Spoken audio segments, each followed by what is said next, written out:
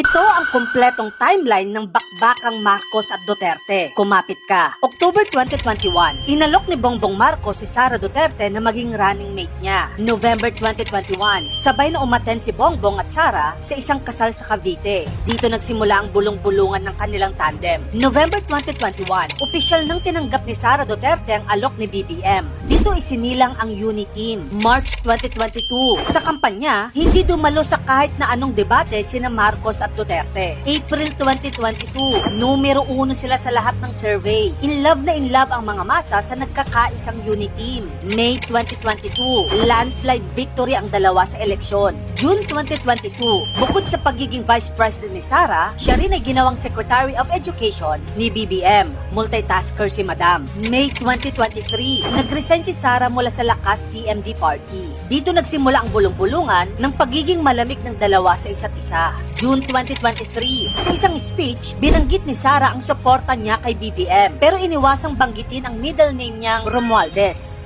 May tension na nga ba? September 2023, tinanggal ng House of Representatives ng confidential funds ng Office of the Vice President, pati na din ng Department of Education na pinamumuno ang pareho ni Sara. January 2024, si Tatay Digong may pa-blind item na. Sinabing ang presidente raw ay bangag. Sinong presidente kaya ito? April 2024, si First Lady Liza Marcos nag-react. Di daw siya natutuwa sa mga patawa ni Sara. June 2024, nag-resign na si VP Sara bilang Secretary of Education. Sabi niya, para daw ito sa mga guro at estudyante.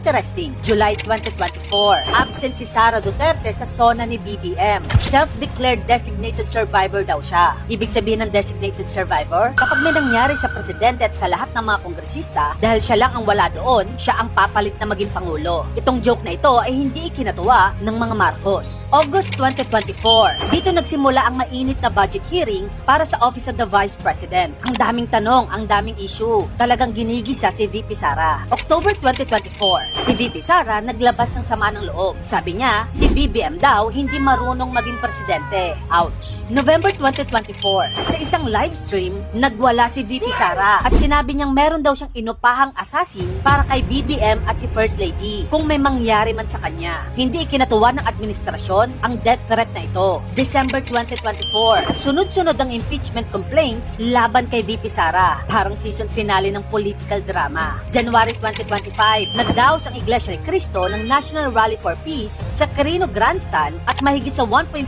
million members ang dumalo. Pagsuporta daw ito sa statement ni Marcos na dapat hindi na ituloy ang impeachment. March 2025, inaresto si dating Pangulong Rodrigo Duterte ng International Criminal Court dahil sa mga kasong crimes against humanity. Dinala siya sa The Hague para humarap sa paglilitis. Ang tanong, ano na ang next na mangyayari? Grabe no mga kababayan, ang politika nga naman natin ay parang telenovela. Abangan ang susunod na kabanata.